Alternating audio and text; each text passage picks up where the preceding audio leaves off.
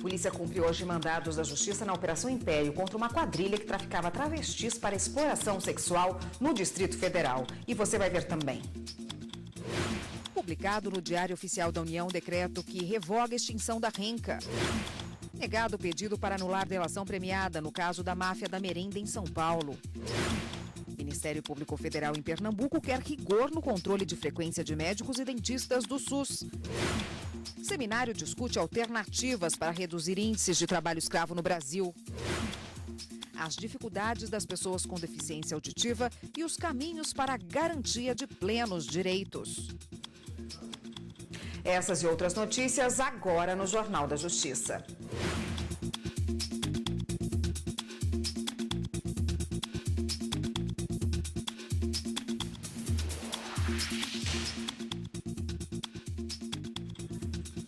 Olá, boa tarde para você. O ex-ministro José Dirceu teve a pena aumentada em 10 anos hoje, em julgamento concluído há pouco no Tribunal Regional Federal de Porto Alegre. A repórter Carolina Chaves tem as informações para a gente. Boa tarde, Carolina. Boa tarde, Érica. Boa tarde a todos. Olha, a pena do ex-ministro José Dirceu foi aumentada de 20 anos e 10 meses para 30 anos, 9 meses e 10 dias por lavagem de dinheiro e corrupção passiva. A 8ª turma do TRF da 4ª Região também aumentou a pena do ex-diretor da Petrobras, Renato Duque, de 10 para 21 anos por corrupção passiva. Já a pena do ex-tesoureiro do PT, João Vacari Neto, foi absolvido. Ele foi absolvido por falta de provas. As penas de Dirceu e Renato Duque foram aumentadas porque os desembargadores somaram as penas dos crimes de corrupção que eram cometidos de forma reiterada. Segundo o relator, o esquema teria violado princípios da legalidade e também da moralidade. A Ingevix foi uma das empreiteiras que teriam formado o cartel para ajuste prévio de preço, fraudando licitações da Petrobras a partir de 2005. E parte da propina era paga para um grupo político dirigido por José Dirceu. Outros 4 réus também envolvidos no esquema tiveram as penas aumentadas. Érica. Obrigada, Carolina, pelas informações. A segunda denúncia contra o presidente Michel Temer está sendo lida agora na Câmara dos Deputados, depois de ter sido adiada ontem. A leitura é uma formalidade para que o processo tenha andamento na casa. Agora você vai saber dos próximos passos do processo. Depois de lida no plenário da Câmara dos Deputados, a denúncia é encaminhada para a Comissão de Constituição e Justiça e o presidente Michel Temer é notificado. Ele tem um prazo de 10 sessões do plenário da Casa para se defender. Depois é a CCJ, que tem 5 sessões plenárias, para escolher um relator e apresentar um parecer que será votado na comissão. Independente do resultado, o relatório vai ao plenário da Câmara na sessão seguinte. Lá, a votação é nominal. São necessários os votos de 342 dos 513 deputados, ou seja, 2/3, para que a Câmara autorize o Supremo Tribunal Federal a analisar a denúncia contra o presidente durante o exercício do mandato. Foi publicado hoje no Diário Oficial da União decreto que revoga a extinção da Renca, Reserva Nacional do Cobre Associados entre o Amapá e o Pará, equivalente ao tamanho do estado do Espírito Santo. O anúncio da revogação foi feito nesta segunda-feira pelo Ministério de Minas e Energia, depois de mais de 30 dias de manifestações e críticas à extinção da reserva. Ao revogar o decreto, o governo federal restabeleceu as condições originais da área criada em 1984, ficando proibida a exploração privada de minério. E os ministros da 5ª turma do STJ negaram recurso para anular a delação premiada no caso da máfia da merenda em São Paulo. O pedido partiu de um empresário denunciado por suposta participação no esquema que teria desviado dinheiro público destinado aos alimentos dos alunos. No recurso em habeas corpus, o empresário Heloísio Gomes Afonso Durães tentava anular o acordo de delação premiada firmado pelo Ministério Público com o também empresário Genivaldo Marques dos Santos. No pedido, Durães solicitou que fossem retiradas do processo todas as provas contra ele. De acordo com a defesa, a delação é inconstitucional e ilegal por estabelecer condições que caberiam ao Poder Legislativo. Mas o relator do recurso aqui no STJ, ministro Jorge Mussi, não acolheu os argumentos e destacou que a delação premiada por si só não interfere na esfera jurídica do denunciado, uma vez que apenas o que for comprovado é que pode ser usado contra ele e que isso pode ocorrer independentemente de ser formalizado ou não um acordo de delação. O ministro disse ainda que, mesmo que outras pessoas sejam mencionadas ou acusadas pelo delator, elas não têm legitimidade para questionar a validade do acordo. A Polícia Federal deflagrou hoje pela manhã a Operação Última Estação, que visa combater a lavagem de dinheiro decorrente do tráfico de drogas. Foram cumpridos 5 mandados de busca e apreensão nas cidades de Porto Seguro e Eunápolis, na Bahia, e Maceió, capital de Alagoas, além de mandados de sequestro de bens e bloqueio de valores em contas bancárias. A investigação começou após a morte do líder da facção criminosa Bonde do Maluco, o Marrento, em confronto com policiais em agosto deste ano. A polícia quer agora recuperar os bens adquiridos com o dinheiro do crime e identificar os demais integrantes da facção que atuaram na lavagem do dinheiro obtido com o crime. A polícia cumpre hoje mandados da Justiça na Operação Império contra uma quadrilha que traficava travestis para exploração sexual. Evne Araújo tem os detalhes para a gente. Boa tarde, Evne. Oi, Érica, boa tarde. Até o momento, 10 mulheres foram presas e uma continua foragida. Foram ainda cumpridos 19 mandados de busca e apreensão. Essas suspeitas são investigadas de trazerem para o Distrito Federal travestis e transexuais com a promessa de emprego. Ao chegarem aqui, elas eram exploradas, obrigadas ao trabalho sexual. Essas mulheres vão responder pelos crimes de organização criminosa, extorsão, ameaça e cafetinagem. Elas são acusadas aí de movimentar esse esquema de prostituição e tráfico de pessoas, Érica. Obrigada, Evne, pelas informações.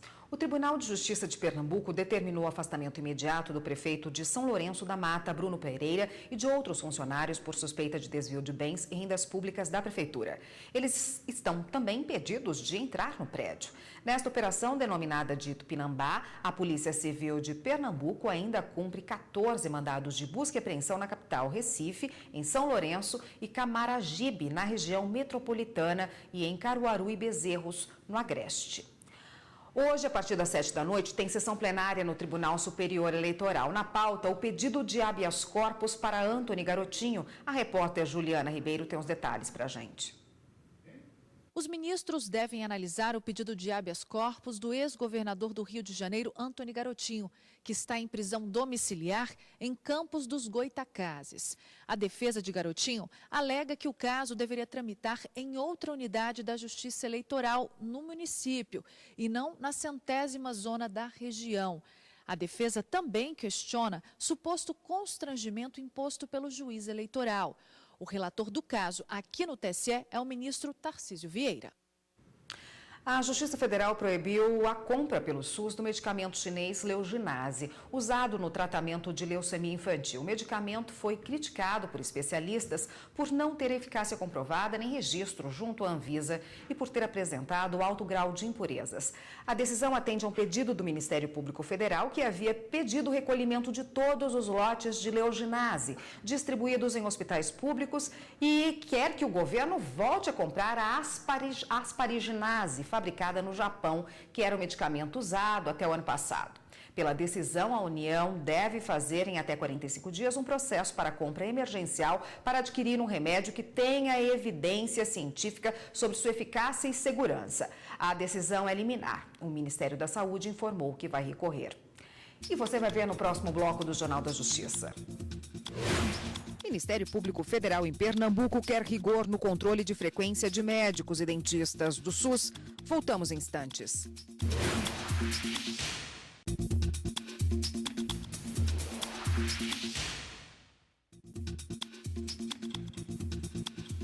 O plenário do Conselho Nacional de Justiça se reuniu mais uma vez nesta terça-feira. Na sessão de hoje, dezenas de processos em pauta. A pena de aposentadoria compulsória foi aplicada pelo órgão especial do Tribunal de Justiça do Paraná, sob a alegação de que o magistrado havia sido negligente na análise de processos e por insuficiência na capacidade funcional. O juiz havia sido penalizado com censura e remoção compulsória em outros 2 processos administrativos disciplinares.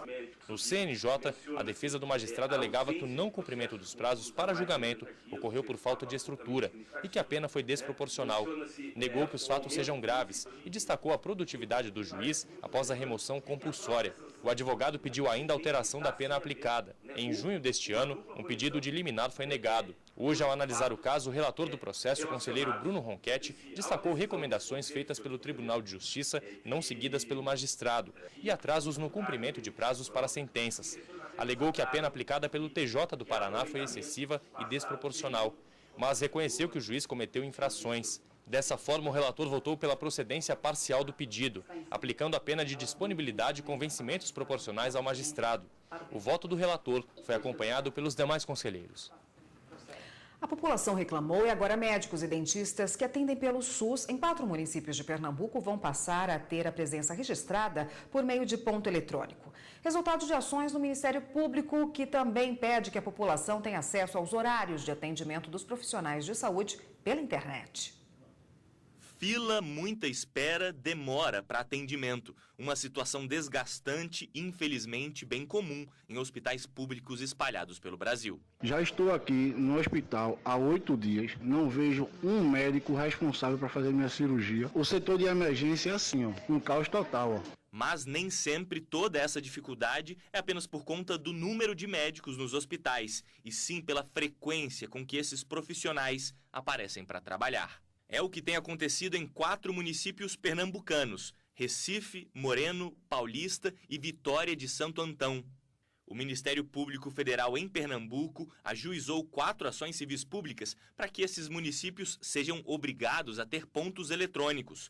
O objetivo é garantir que médicos e dentistas do SUS cumpram a jornada de trabalho ou sejam responsabilizados pelas faltas. O MPF pede também que a Justiça Federal determine que informações como os locais e horários de atendimento dos profissionais de saúde do SUS estejam disponíveis na internet. Assim, a população conseguirá fiscalizar a pontualidade e a presença. Essas medidas são para garantir o controle de irregularidades nos serviços prestados, já que a frequência de médicos e dentistas é feita por ponto manual. A principal reclamação é pelo longo tempo de espera para agendamento de consultas. Casos assim não são exclusividade dos hospitais públicos. O mesmo problema ocorre no agendamento de perícias médicas do INSS de Alagoas, por exemplo. As pessoas sofrem, tem muitas pessoas sofrendo, para conseguir um benefício. E a gente vê que tem muitos que necessitam e não conseguem. E você ficar o tempo na fila esperando 1 mês, 2 meses e chegar a dar com a cara na porta também não é justo. A Justiça Federal em Alagoas determinou que peritos e servidores do INSS registrem presença em ponto eletrônico. Foram vários tipos de reclamações, de queixas, de denúncias, e a ação ela atendeu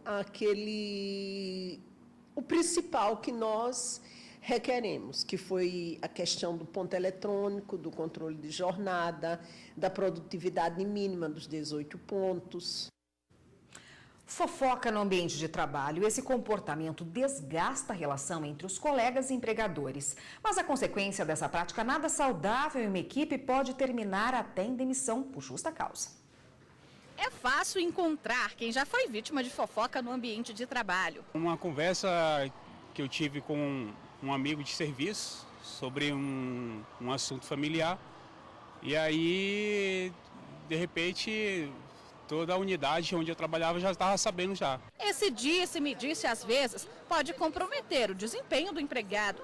Lindalva quase pediu demissão por causa disso. Muitas vezes eu queria até ir embora, sair da empresa mesmo por causa desse tipo de constrangimento, que não era bom para mim. O ambiente se torna pesado, o clima fica chato, a convivência fica péssimo. Quem mantém esse comportamento, o conhecido fofoqueiro, pode ser punido administrativamente.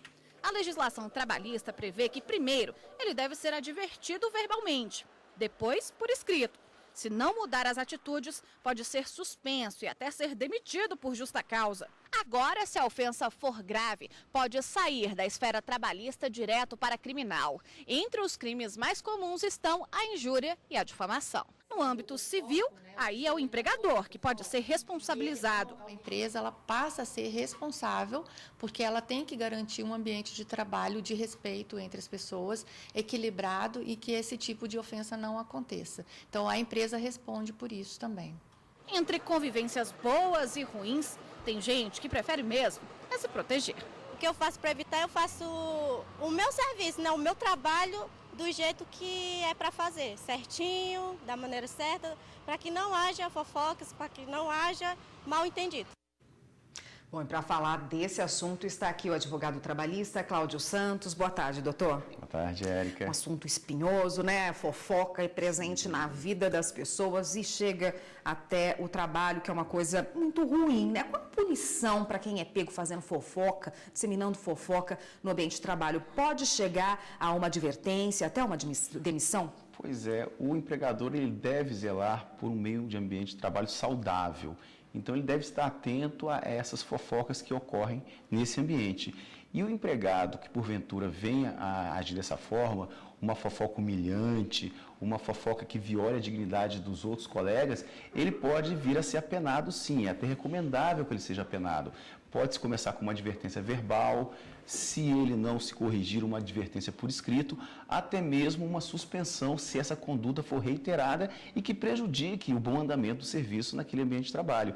E aí, claro, se essa conduta não for reprimida e ele continuar a fazer isso, ele poderá vir mesmo a ser demitido por justa causa. Pode chegar, então, por justa causa? A depender da conduta e da reiteração dessa conduta, sim, nós temos a hipótese de ser um ato de indisciplina, de ser um ato que não atende às regras da empresa. São algumas hipóteses previstas na CLT, no artigo 482, que elenca aqueles casos. E, inclusive, tem a previsão de ofensas, né, morais a colegas, a superiores ou a mesmo a terceiros, a pessoas que utilizam daquele serviço, né, não só os empregados. Então, há que se ter muito cuidado, porque muitas pessoas adoecem. Aquela fofoca que humilha, aquela fofoca que viola a dignidade do trabalhador, isso pode gerar até um adoecimento para aquele que está recebendo aquelas palavras que não são nada recomendáveis, né? Quais as consequências aí no ambiente de trabalho da fofoca, né? O tratamento é bem diferente da fofoca que ocorre fora desse ambiente de trabalho. Sem dúvida. No ambiente alheio ao trabalho, dependendo da natureza da fofoca, você pode ter um crime de injúria que fere a honra objetiva da pessoa. No ambiente de trabalho, além de você ter essa consequência penal, como foi relatado nos vídeos pelas pessoas que prestaram depoimentos, você tem o apenamento trabalhista. E o apenamento trabalhista pode ser a demissão ou a suspensão desse empregado que está fazendo fofoca. E lembramos que o empregador também pode ser responsabilizado, porque quem vai arcar com uma condenação de eventual danos morais ou assédio moral na Justiça do Trabalho é o empregador, ainda que os colegas tenham feito isso no ambiente de trabalho ou mesmo superior. Então, o empregador tem que ter muito cuidado, porque ele pode vir sim a ser responsabilizado pecuniariamente, pela existência de dano moral ou existência de assédio moral nesse ambiente de trabalho. Tá ótimo, doutor. Obrigada pela sua participação. Eu conversei com o Cláudio Santos, advogado trabalhista, e conversou com a gente a respeito dos perigos e de como é punida a fofoca no ambiente de trabalho. Obrigada, doutor. De nada. Até uma próxima. E você vai ver no próximo bloco do Jornal da Justiça. As dificuldades das pessoas com deficiência auditiva e os caminhos para a garantia de plenos direitos. A gente volta já já.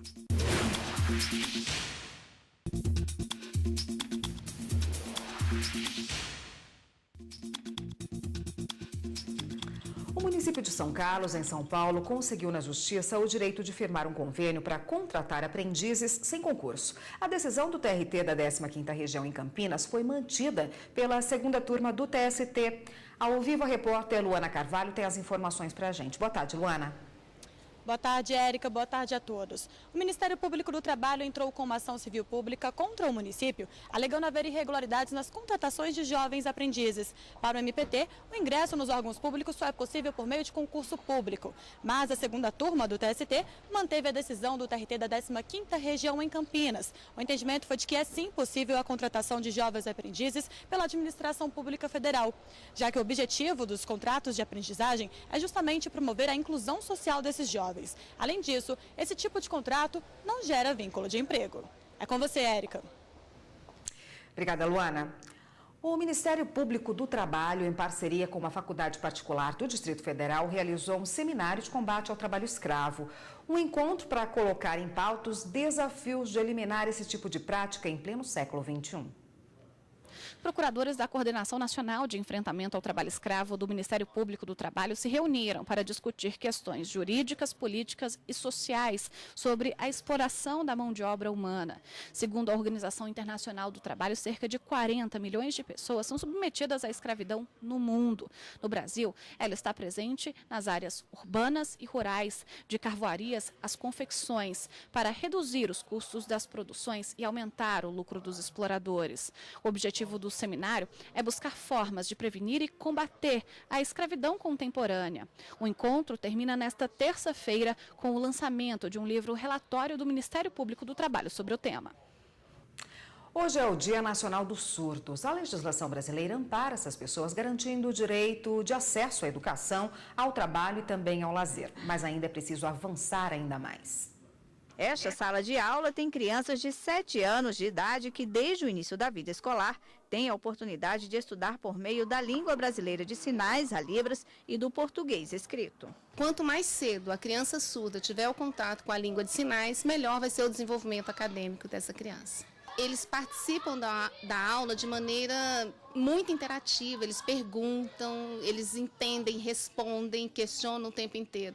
Então a gente vê que a participação é maior. Por quê? Porque ele chegou sem a Libras e hoje ele é fluente em Libras, então ele aprende com mais facilidade o português escrito. Mas o acesso a escolas como essa ainda é restrito no Brasil. Na capital do país, por exemplo, só existe essa, uma situação que cria uma série de outras dificuldades para as pessoas com deficiência auditiva. Quando eles passam por esse momento, que eles chegam na adolescência, que eles começam a interagir com outras pessoas, as outras pessoas também não sabem se comunicar através da língua de sinais, o vestibular vem sempre em português, numa prova escrita muito pesada, com pegas. Depois, quando ele ingressa no mercado de trabalho, ele tem problema com os colegas de trabalho, as reuniões de trabalho, ele sempre fica a par disso por causa de uma questão linguística, porque ainda não se entendeu na sociedade que o surdo é uma pessoa que utiliza uma outra língua para se comunicar. De acordo com o IBGE, 9,7 milhões de pessoas no país têm algum nível de deficiência auditiva.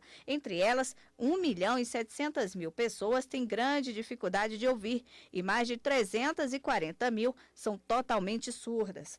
1 milhão de deficientes auditivos têm menos de 19 anos. Entre os avanços nos direitos das pessoas surdas está o decreto que reconhece a Libras como forma de comunicação e a torna obrigatória nos cursos de formação de professores e de fonoaudiólogos. A formação dos professores de Libras também passou a ser uma opção na licenciatura plena em letras, tendo Libras como a primeira língua e o português escrito como segunda. A Constituição Federal, assim como as leis especiais, os tratados internacionais firmados pelo Brasil, certamente garantem um ambiente de muito maior igualdade de oportunidades aos portadores de necessidades especiais e, obviamente, especialmente os surdos, as pessoas que eventualmente têm algum tipo de deficiência ou incapacidade auditiva. O que precisa, obviamente, é mais fiscalização. Nós precisamos estar, obviamente, muito mais atentos à eficácia dessas garantias que, sem dúvida nenhuma, se contém no texto constitucional e em toda a legislação que, obviamente, ladeia a Constituição Federal nesse sentido. Bom, e a repórter Carolina Chaves vai falar agora conosco mais sobre o direito das pessoas que têm algum tipo de deficiência auditiva. Carolina, boa tarde. Boa tarde, Érica. Olha, eu vou conversar agora com o coordenador do projeto Direito Libras, Fernando Alencastro. Fernando, em 2010 existiam 340 mil surdos no país, né? Existe um dado atualizado de quantos deficientes auditivos existem hoje no Brasil? Boa tarde. Boa tarde. Existe sim, existem números de 2016 que apontam para um universo de 8 milhões de surdos no Brasil.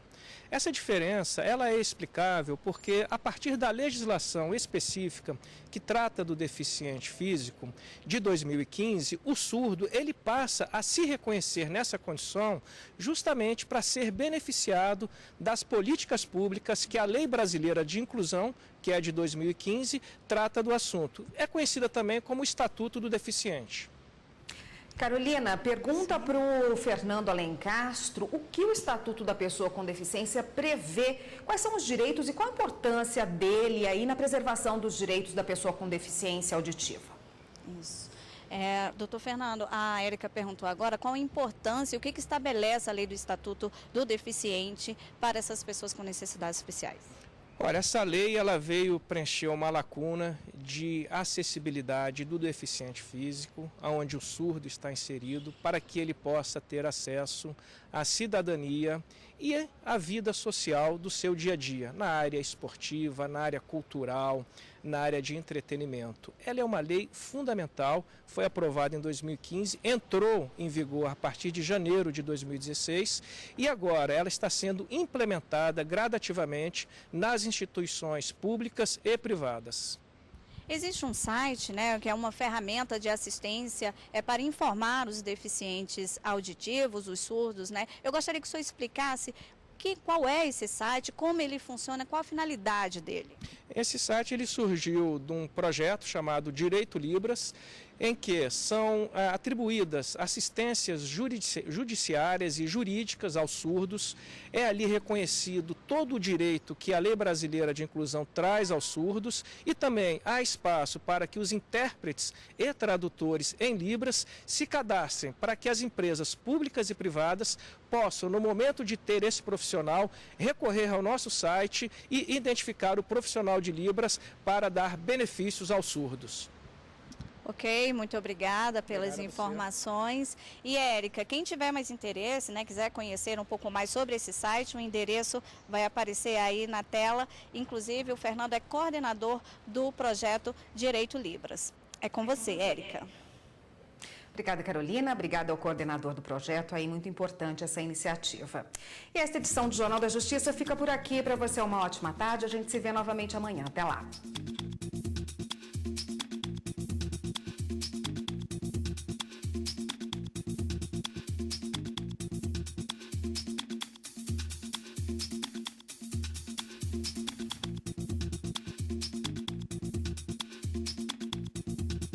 Thank you.